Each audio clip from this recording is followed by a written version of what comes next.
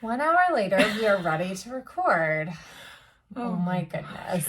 We had some major technical difficulties this morning, so we were about to get started recording our podcast. Yeah. Okay, here we go. Technical difficulties this morning, and now we're ready.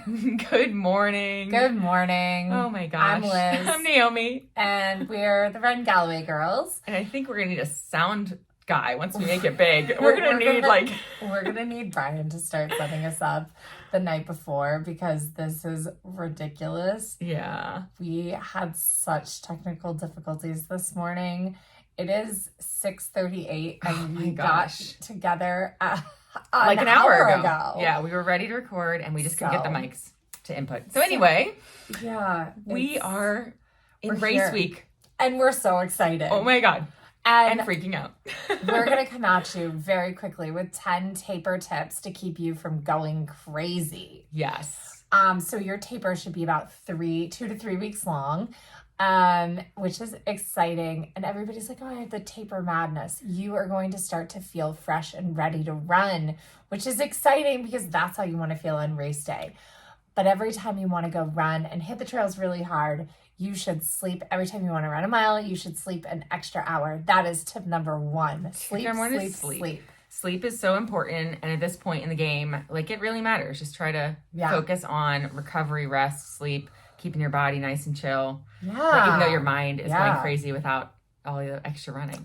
And because you're feeling so fresh and because you're getting more sleep, you're going to want to go push it real hard out on the trails. But you can't make any fitness improvements during these last 2 weeks. Yeah. You cannot improve your speed. You cannot add distance if you missed a long run here or there. So you've just got to keep going, keep it easy, focus on that rest and recovery. Yeah, so that's tip number 2 is that pretty much, as they keep saying everywhere, the hay is in the barn. You can't make any improvements at this point because the adaptations take longer than 2 weeks. So essentially, you just don't have the time. Yeah, and you know what's crazy is I actually raced the Army 10 miler, and 2 weeks later, I ran no miles for 2 weeks. Army 10 miler for 2 weeks, and then I broke 4 for the very first time. So you don't need to do anything crazy in 2 weeks. Nice. So number 3 is that you can definitely keep some intensity in, keep some speed in. Yeah. But overall, you are going to be shortening your distances, like we said, and it's kind of be a progressive, like the third week out, then the second week out, you're going to, keep getting less volume, basically. So if you're used to doing an hour, you could cut that down to 45 to 50 minutes. Jeff has sometimes had us cut pretty much our entire plan in half. So if we were doing an hour twice a week, we would go down to 2 30-minute runs. If we were then doing 2 hours or 3 hours and a half on the weekend, we've gone up to 8 miles. Usually we keep our weekend run to about 6.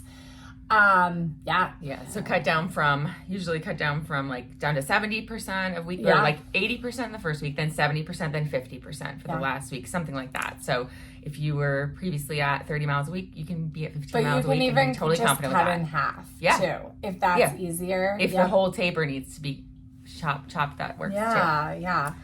Alrighty. Tip number 4, your fueling and your carbo loading needs to start 5 days out. So not the night before, but really 3 to 5 days out at least. And really a week before. And remember, carbs, you are going to retain water with every carbohydrate gram that's stored in your muscles and in your liver. You're going to retain fluid, so your weight is going to go up. Do not worry about that. Just keep carbing. We're talking a diet of like 90% carbs. We're talking 9 to 10 grams of carbohydrate per kilogram of body weight. That is a lot of carbohydrate. Like it should almost feel hard to finish that bag of Sour Patch Kids. You should be like finishing it as you're trying to go to sleep. You're like, I don't even want to chew these. That's a true story from the other night. Nice. Just like, I gotta eat the carbs though. Yeah. So that slides right into tip 5 is that you do not need to worry about that bloat that's happening right now. Yep. Do not step on the scale. Do not worry about how your clothes feel right now. that is okay. It's part of the process that you're going to retain water, and you want that water and you want That's that hydration. glycogen in your cells. You want them for race day. So way better than feeling like, oh, I'm as slim as ever. Yeah. Your immune system, you may, after hard training, and if you have been like kind of fighting something off, sleep's going to help with this, but your immune system might, if you have felt a little run down, you might want a 3-week taper so that, because your immune system may drop a little bit and you might start to feel sick. It might be in your head. It might also be in your head. But remember, colds go away in 10 to 14 days. Your taper is at least 10 to 14 days long. So you're going to be just fine for race day. Take immune system boosting things like more sleep. Emergency or like start taking a lot of vitamin C. Yeah, the AG1. Not sponsored by Athletic Greens, but we'd like to be. Yeah, that's a huge thing too, is that even if you don't start getting sick, if you're going to be traveling for race day, like getting on a plane. We're going to be wearing masks on the plane, even though nobody masks anymore. We're going to be masked in the airport and the plane. And just, but boost your immune system this week. It'll at least make you feel better that you're doing more. And I think with the AG1 that we've been doing this whole cycle, though, like I have not been getting sick thanks to the AG1. And I've been doubling up some days into AG1s. I think it's tied to a couple of things that maybe we'll talk on the pod about. Oh, there goes our... Oh my gosh. We really can't get it We are having a rough day today. For those of you listening at home, I'm probably going to cut out that scream and laugh. Oh boy. Whew. All right. Oh my God. Well, that's so funny. Into a couple of things that maybe we'll talk on the pod about. Oh my God.